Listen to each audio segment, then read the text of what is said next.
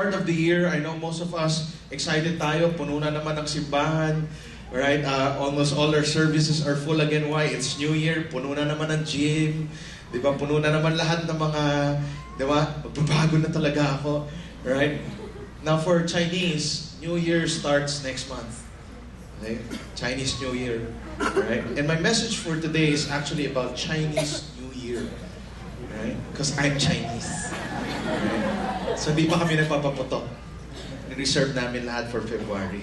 Dahil ako lang. Okay, but really, if there is a resolution, and I'm calling this Chinese New Year, I listened to a message I think 3 years ago na sobrang tumatak sa akin that up until now, I still have it here. That's why I want to share this to you. And so, ang Chinese, merong word sa Chinese, yung word na crisis. Alam niyo naman, di ba? Ano tayo eh? We're a nation who are sanay tayo sa crisis. No? The word crisis, right, is, may crisis tayo ngayon. Okay, yan. Can be separated into two words. It's the word danger and opportunity. Because for some people, according to Chinese people, right, when crisis comes, some people look at it as danger, but others look at it as an opportunity. Huh? Okay, huh? Yun lang yung alam ko Chinese. Okay. Danger and opportunity. Alright? Now, hindi raw siya masyado ganun talaga yung meaning, pero since maganda yung message, yan na rin yung meaning niya. Okay. Crisis in Chinese means danger and opportunity. And again, I say, as a nation, we're so used to crisis. Now, I do hope for some people, when they see crisis, when crisis comes, they think, ay nako, big trouble na naman for the year. But for some people, when they see crisis, they see opportunity. And they take advantage of the crisis. And they go overcome the crisis and become successful. Why? Because they see that every crisis that comes my way is actually an opportunity. Now, for some of you, one of your goals for this year and your prayer request to the Lord, bago kayo mag-fasting, nagsulat na kayo, Lord, that 2014 would be a crisis-free year. Tama ba? Lord, walang problema sa 2014, masaya lang, Lord, lahat. Lord, I hope it's happy, there's no crisis. Now, as much as I want that for you, as you search through Scripture, wala kang makikita na ang wish ni Lord sa'yo, wala kang crisis.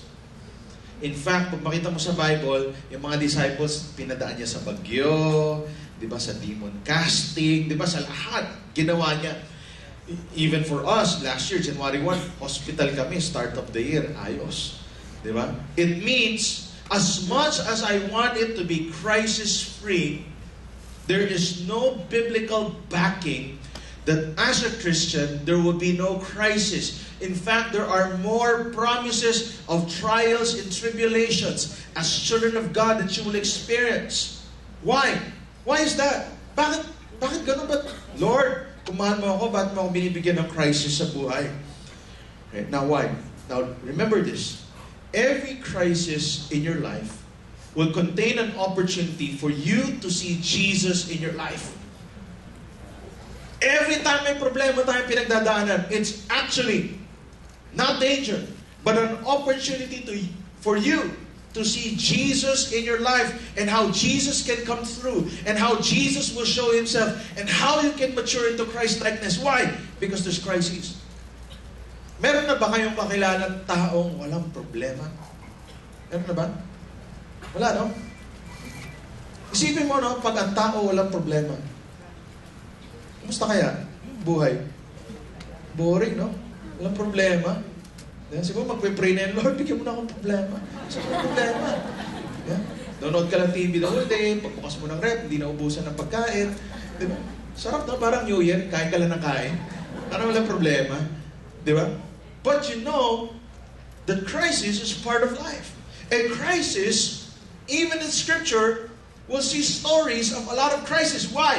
It is an opportunity for the people of God to see Jesus in their own life. How Jesus will come through. How Jesus will be the hero again and again, would save us from every crisis. Crises are opportunities in disguise. Kaya pag may crisis, hanapin mo yung opportunity doon. Meron to. Merong gusto sabihin si Lord sa akin.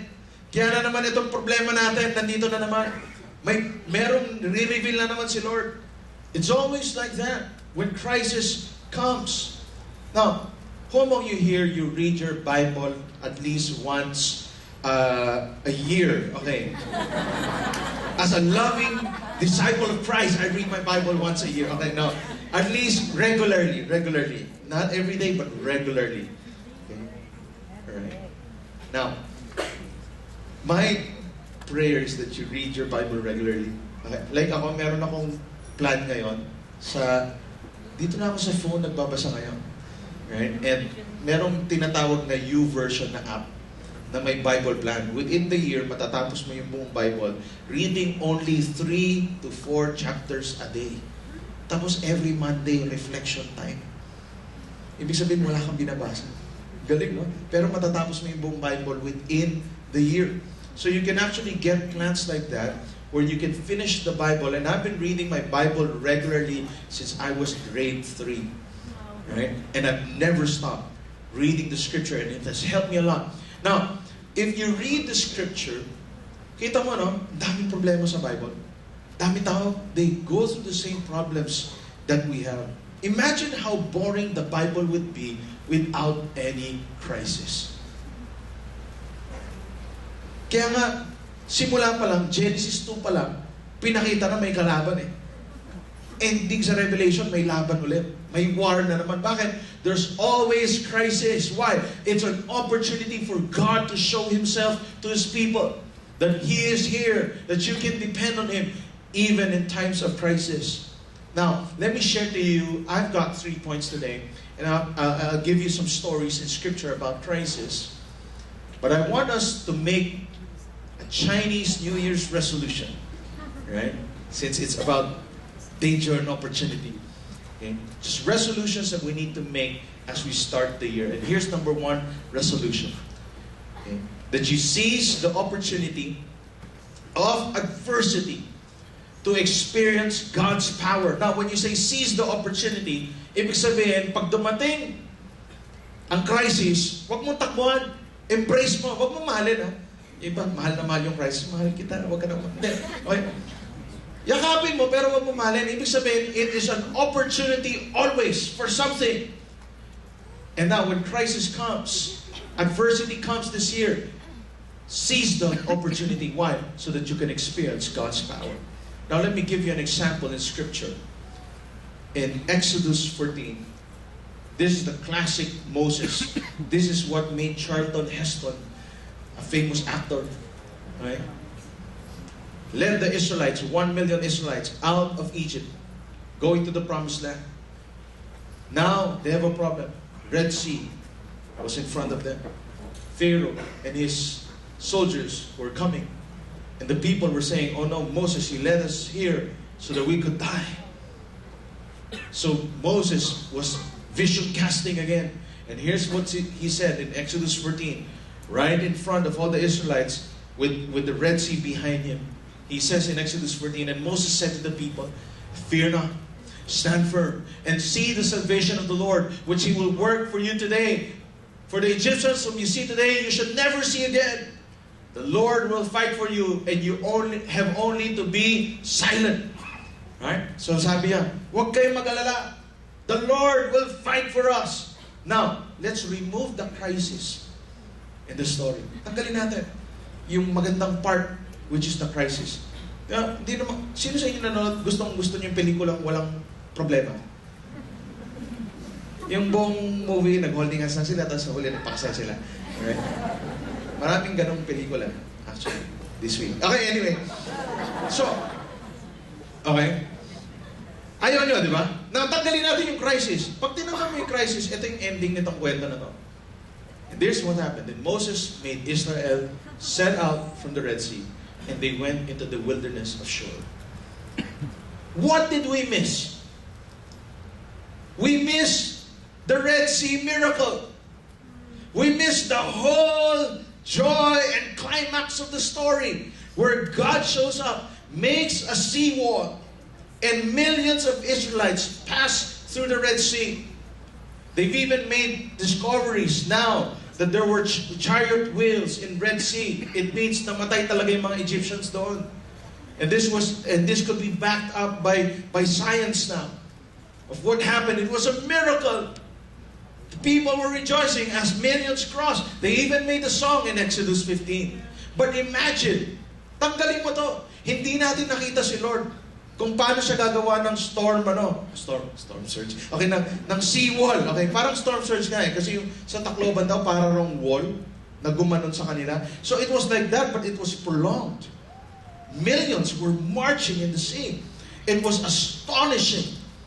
And people were able to see that. Why? In the midst of adversity, God shows up and shows His power to His people. Cut out the crisis and you miss the fight. Who among you watch boxing? You love boxing. You watch Manny Pacquiao every Sunday. Kaya ka wala sa church. Gusto mo ba introduction lang, tapos may lupang hinirang, tapos yung nag-CR ka, pagbalik mo, and the winner is, you missed the whole fight, di ba?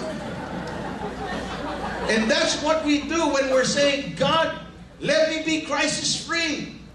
Because there's no way we could be crisis-free. God doesn't want you to miss the fight. There are battles all the time. When God gives you dreams, there will always be dream stealers. There would always be opposition. Why? Because God wants you to experience His power. God won't take out the opposition because the opposition is the opportunity to see how great our God is. That's why I pray that you will experience God's power this year over your body, your health, your relationships, your marriage, your career. Don't run away from the fight. Face your Red Sea and say, open. Passing through. Go through your Red Sea and experience God's power in your life.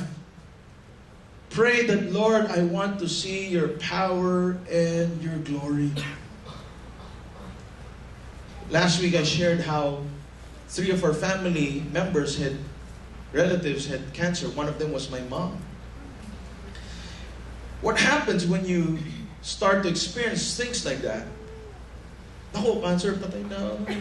Lagot, diba? Oh, the big C. Vitamin C ka na. Cure na, diba? And we panic all the time. But every time you're faced with sickness and disease and some incurable, face those sickness. Face cancer. And say, cancer, you are limited. Cancer, you are not strong enough. I face you with the power of God, not with the power of science and medicine, because medicine is no answer to that. But only by the power in the hand of God that I can face you and say, I will be healed.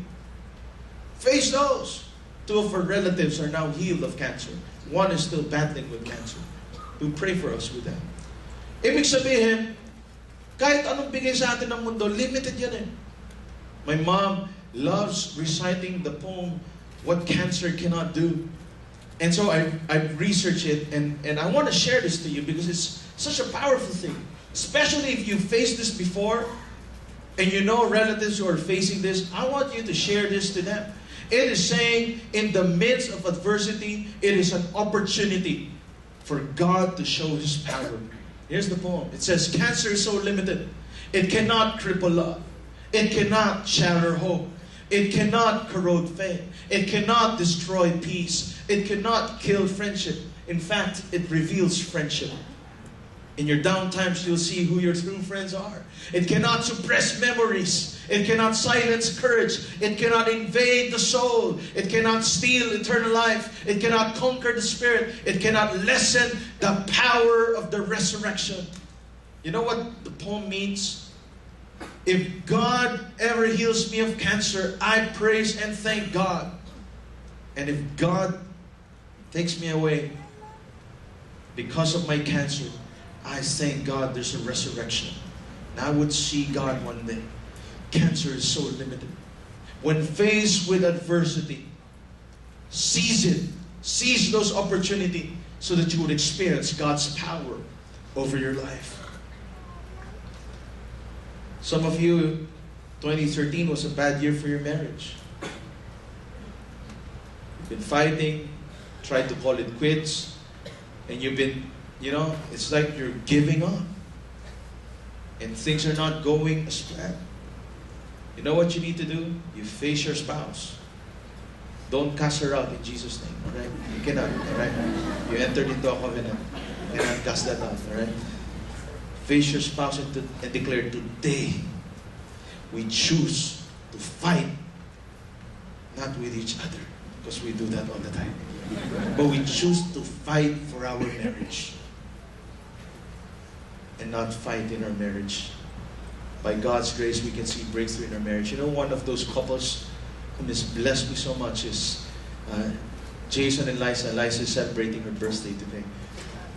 But 3 years ago, Liza came to church and was worshiping here. She wasn't a Christian at the time, met the Lord, but she was in the process of divorce. In fact, they've contacted their lawyers already, and they were preparing the papers. Unknown to Liza, Jason was also attending another church, Victory Fort. Hindi niya alam. So yung asawa niya nasa Fort, siya nasa Green Hills. Until nalaman na lang nila na, uy, nagbi-victory ka rin, no? Ganyan. Pero, wala na, ayaw na nila. Kasi magulo na eh. Parang away lang palagi, wag na lang. Diba? Makakatulong pa sa atin, di ba? For our sanity, wag na tayo magbalikan. But something happened. God started convicting Jason. And then Jason started going to Green Hills. Why? To court Liza. Again.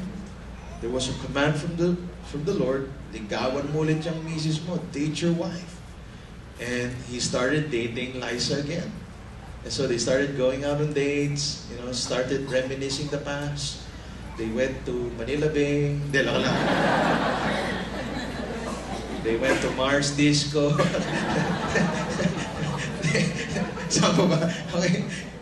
Diba? So, but now, it's almost, I think they're on their 4th year. They're reunited. They have a kid now. They have a baby now. And they're enjoying life. They're one of our most productive leaders and most active members of our church. What happened? In the midst of adversity, they embrace those adversity and say, alam ko, mahirap ng kasama, no? Pero by God's power, babaguhin tayo ni Lord. Grabe, sobrang bait ng dalawa. Si Liza, ang gandang bait. Si Jason, bait. Hindi, tagalin na natin yun. Hindi. Mayaman si Jason. Ano pa ba? Talented si Jason. Okay. Hindi, gwapo rin si Jason. Lahat naman tayo may looks eh. By the way, we're having marriage preparation seminar for those who are getting married this year. You're required to attend that if you want us to officiate. And now for those of you who are married and are struggling with your marriage, I think you need to go back to our marriage prep seminar. It's 700 pesos. It is the most cheapest way to save your marriage this year. So please, sign up after service. I don't care if you're married for 25 years, if you're struggling with your marriage, attend our marriage prep, and I believe it would help you a lot in your marriage. So, seize the opportunity of adversity so that you can see God's power and experience God's power. Second thing is to seize the opportunity of scarcity to receive God's provision. Sino sa inyo, mayroon ba kayong kakilala na laging kulang? Palagi na lang kulang. Yeah. For years, always living in lack. It's as if there's never enough. It's either sakto or kulang. Daming ganun, no? Now, let me share to you a story in Matthew 14. Again, I'll take out the crisis. And look how the story would end up. Matthew 14, Jesus feeds the 5,000. Now when it was evening, the disciples came to him and said, "This is a desolate place, And the day is now over. Send the crowds away to go into the villages and buy food for themselves. But Jesus said, they need not go away. You give them something to eat. Now let's remove the crisis. Here's how it ends. Immediately, he made the disciples get into the boat and go before him to the other side while he dismissed the crowds. What did we miss? Jesus feeding 5,000 men, not counting women and children who were made full. That's around 15,000 people. With what? 5 loaves and 2 fish that came from who? From a Filipino boy. Okay? Si Boy came with 5 loaves and 2 fish. Alright? May tila, may tuyo, tsaka pandesal. Di ba? The first Filipino ever recorded in Scripture. You would miss the whole miracle of the feeding of the 5,000. Why? Because you don't want crisis. You don't want God to reveal Himself and His provision in times of scarcity. Not tayo will experience that. There will be times where it's not plenty. There will be times it will be dry. Though I pray it won't be dry, but there are times when it will be dry. But it is the opportunity for us to receive God's provision. You know, sometimes God wants to bring us back to moments of the 5 loaves and the 2 fish. Walang-wala, di mo alam saan ka kukuha ng pagkain, gabi na. Sometimes we need that. Why? So that it is God who will get the glory, not us. We need to rely on Him to fight the good fight of faith when it comes to our finances. Last Sunday, we asked one of our lay leaders, si Alan Magtoto, to preach in our 9 a.m. service. If you could download his preaching sa podcast natin. Meron, no? I think it's there. The 9 a.m. service. Randall preached in our 11 and 2. Downloaded also almost the same stories. But Alan was sharing how, for how many years, a decade of lack. Laging kulang. Kung kakamustahin nung struggle, kulang. Kulang sa lahat. All the time, kulang. Hindi dahil tamad siya. Kundi, kulang lang talaga. And so he was having a hard time. Last year was one of his hardest time. Went through 3 jobs last year. 2 of those jobs did not pay him his hefty commission that he should have gotten. You see, Alan is a blessing wherever he goes. Goes to a company, the profits go high. Goes so high that the company doesn't want to pay his commission. And so for 2 times he was tricked out of a lump sum money that could have solved their problems. But Alan sees the opportunity of scarcity so that God could provide for him in His way, in His time. Last year was a banner year for Alan. He was awarded as the Rookie of the Year. Went into sales after how many years of not going to sales because he's not a salesperson.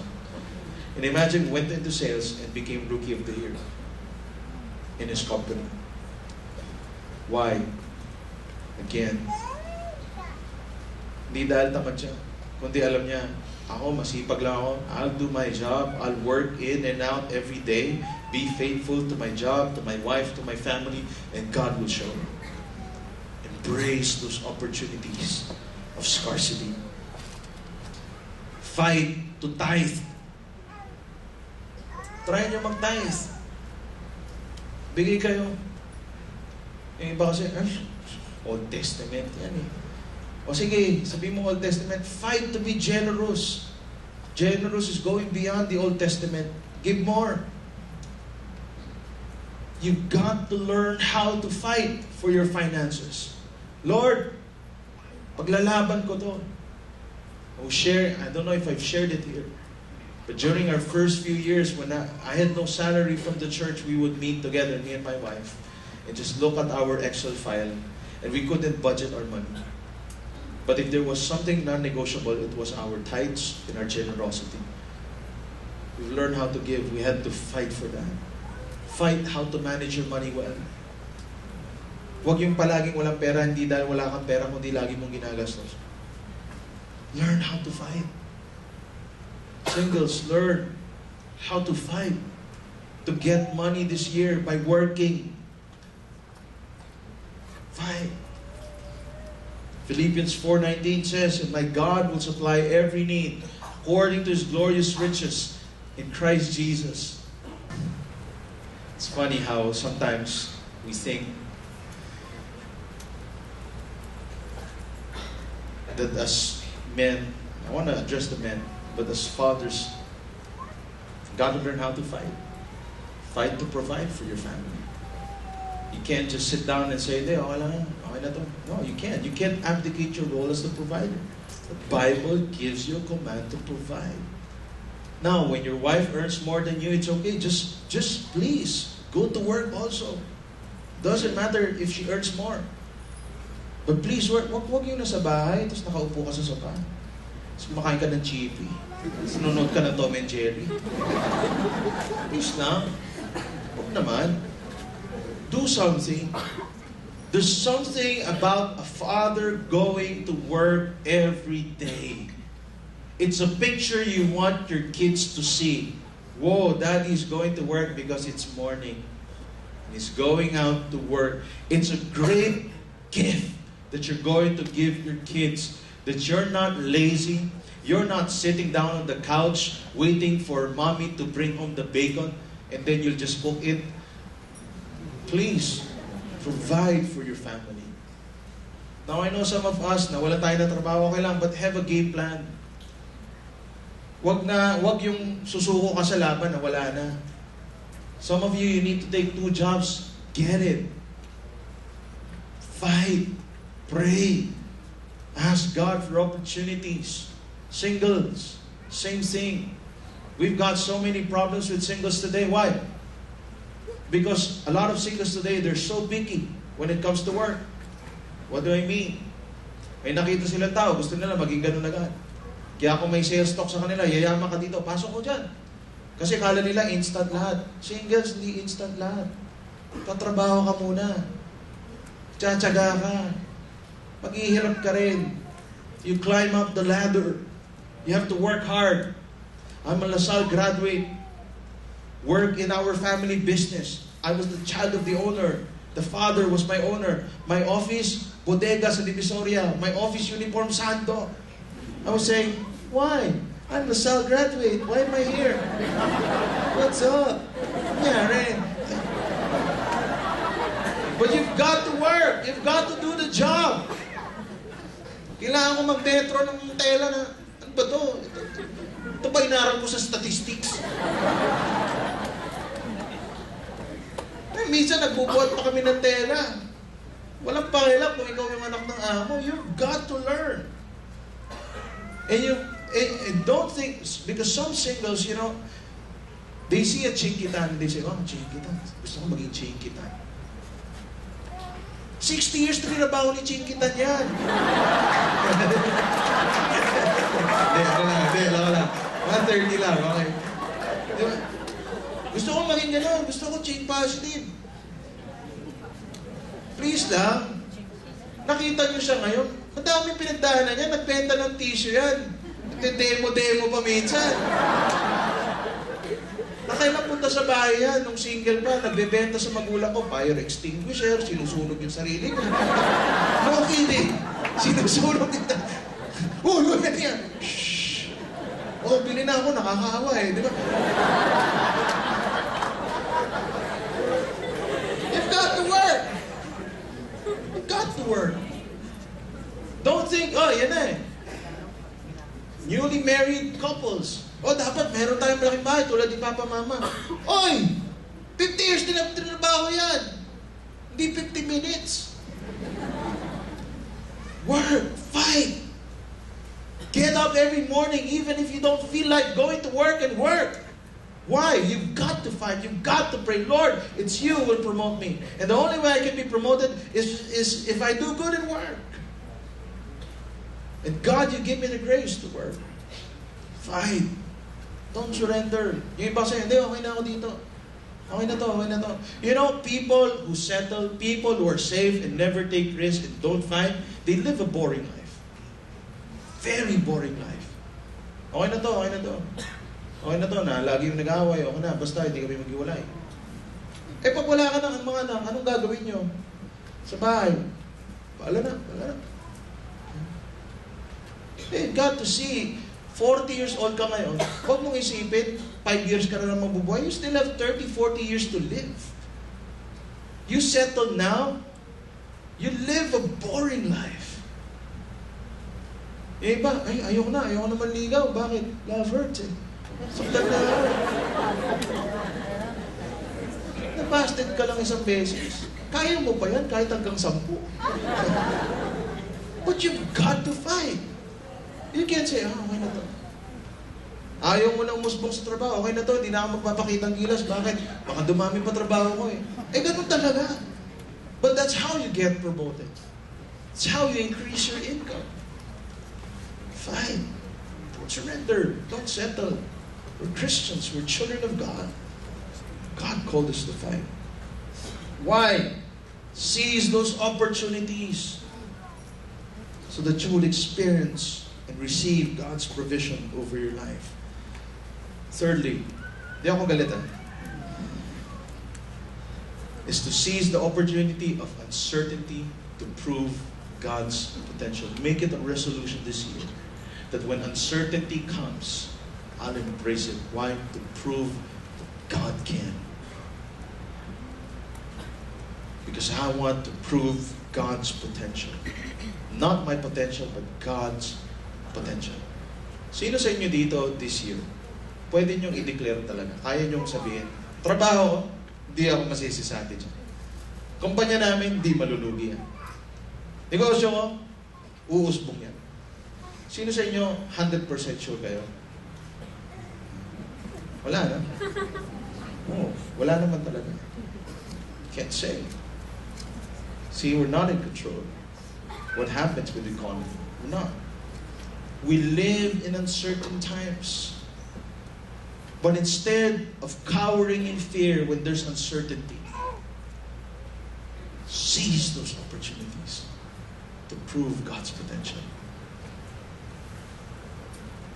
Okay yun na minsan uncertain tayo, di natin alam. Why? God wants to prove His potential. God is saying, I can do something about that. You can't, but I can.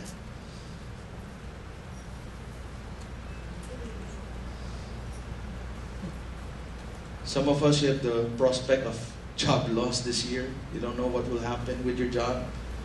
There's job insecurity. You know what? It could be God's door. Really, for you to find your calling in life. Bakit? Hindi ka dyan. Kaya ka tinatanggal ni Lord dyan. Minsan pinipray mo, Lord, nagtatampo ako sa iyo. Bakit gano'n? Ba't ganyan? Ba't yung negosyo ko, pinalugi mo? Eh, walang mangyari sa iyo dyan. Kaya pinasara ko na yan. Yung iba, Lord, na-cancel wedding. Bakit? Lord, nagtatampo ako sa iyo, Lord. Buti na nga. Isipin mo kung natuloy yan. In 2 weeks, canceled na yung marriage niyo. Pilit lang yan. God just saved you from one of the fatal mistakes you'll ever make in life. Embrace, seize those opportunities of uncertainty to prove God's potential. Let me share one more story. Matthew 14. After the feeding, immediately He made the disciples get in the boat and go before Him to the other side while He dismissed the crowds. And then, a storm came. What happened next? And when they had crossed over, they came to the land of Gennesaret. Alam niyo na kwento yan? What did we just miss? We just missed Peter and Jesus walking on water. We just missed the whole thing. We missed the whole scenario of the miracle of Jesus walking in water. Why? We take the crisis out.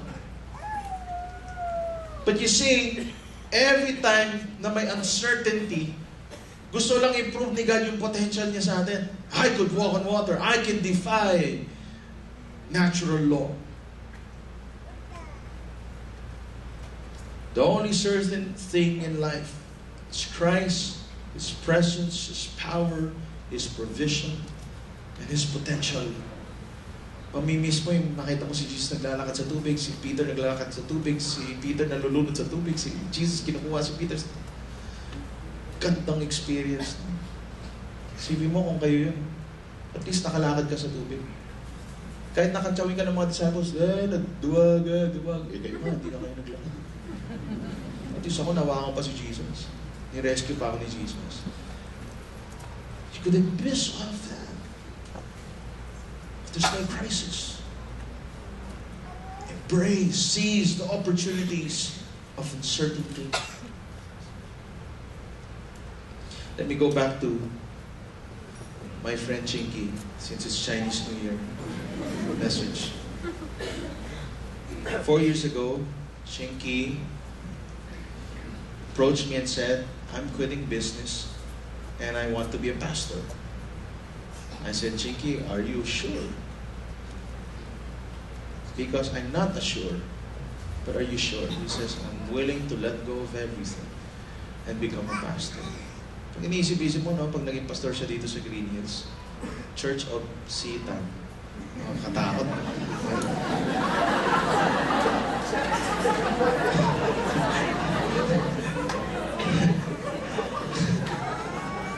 Sino pastor dyan? Si Sitan. So we said, pray about it. I'll pray about it. We'll stand with you. Whatever your decision, we'll stand with you. But I told Chinky, you enter here, you know the financial implications of what you're about to do. Are we clear about it? Look at me. So thin. I say, do you know the financial implications? He said, I'm ready. I've talked with my wife. We're all go. At that point, it was a season of uncertainty, of scarcity, and adversity for Chinky. Novi went through a lot with her sickness. Chinky was touching his savings. He wasn't sure about his future. We prayed. We fought. Fight the good fight of faith. We prayed with him. And then he decided he'll step out in faith, not to become a pastor, but to quit his business and be a pastor outside. You see, Chinky is not a pastor of Victory Green Hills. Some of you call him pastor, but he's not an ordained pastor here in Green Hills. He's an elder of the church. He's one of our Victory Group leaders. Pero astang pastor siya, no?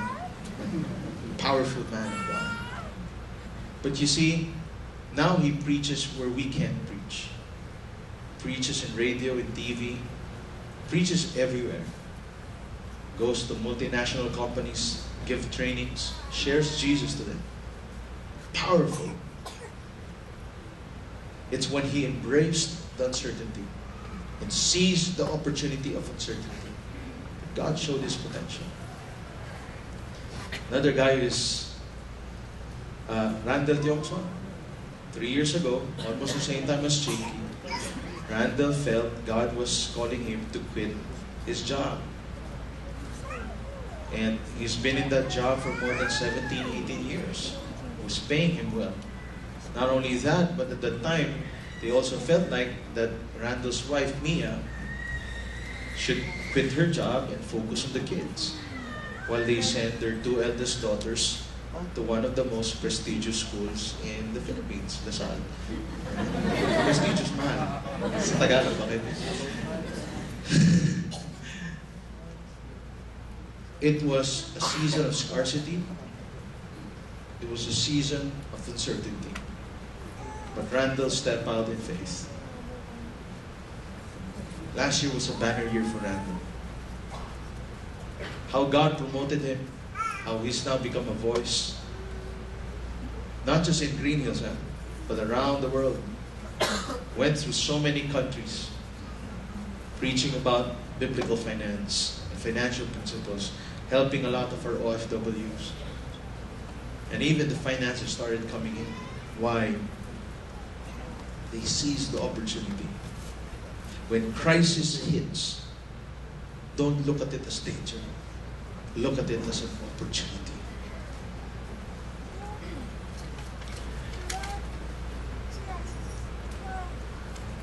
Here's my prayer for everyone for 2014. You know, I pray for blessings of uncertainty for you.